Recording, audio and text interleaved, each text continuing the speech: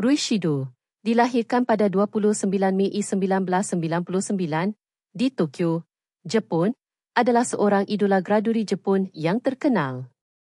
Walau bagaimanapun, pengumuman terbarunya untuk memasuki industri video dewasa, AD, ditambah dengan masa lalunya yang menarik, telah mencetuskan perbincangan hangat di media sosial Jepun, membuatkan ramai tertanya-tanya tentang laluan tidak dijangka yang diambilnya. Lakonan kanak-kanak dan pendidikan. Kejaya lakonan Ruishido bermula pada usia 8 tahun, di mana beliau dikenali dengan nama pentas kanak-kanaknya, Yuri Rukawa.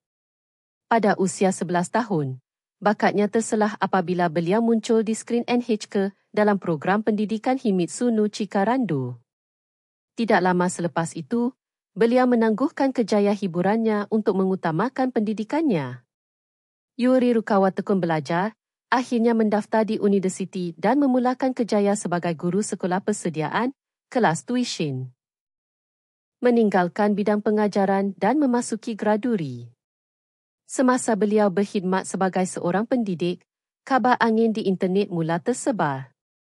Menurut kabar angin tersebut, beliau dilaporkan sering menerima komen yang tidak sesuai daripada pelajar lelaki mengenai fizikalnya, dengan sesetengah pelajar dikatakan sukar untuk menumpukan perhatian dalam kelas kerana badannya yang tidak senonoh.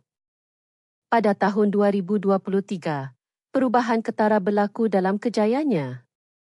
Yuri Rukawa membuat keputusan untuk meninggalkan bidang pengajaran dan menceburi dunia pemodelan graduri dengan menggunakan nama pentas baharu Ruishido.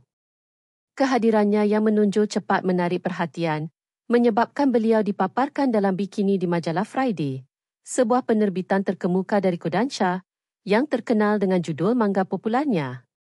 Menceburi bidang AD dan debut yang dinanti-nantikan. Kini, pada 2025, Ruishido telah membuat pengumuman penting, kemasukannya ke dalam industri video dewasa. Filem debutnya akan diterbitkan oleh Muteki, sebuah syarikat yang terkenal dengan pendekatan uniknya dalam pemilihan pelakon, sering merekrut individu dari pelbagai latar belakang hiburan termasuk idola graduri, penyanyi, model dan pelakon ke dalam dunia filem dewasa. Spekulasi mengenai peralihannya ke AD semakin memuncak apabila Ruishido secara rasmi mengumumkan persaraannya dari pemodelan graduri pada 13 Mac 2025. Pengumuman ini mengukuhkan syakwa sangka ramai peminat, menetapkan pentas untuk debutnya yang sangat dinanti-nantikan dan menyemarakan perbincangan berterusan mengenai kisah menarik di sebalik bintang baharu ini. Kejaya yang pelbagai.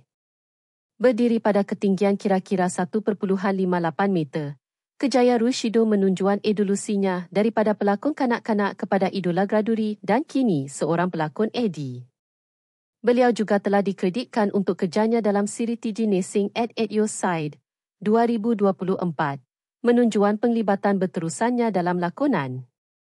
Buku foto gradurinya, Purpura, yang diterbitkan pada tahun 2025, selanjutnya menonjolkan karya pemodelannya. Perjalanan beliau yang pelbagai ini pastinya sesuatu yang perlu diperhatikan dalam industri hiburan Jepun.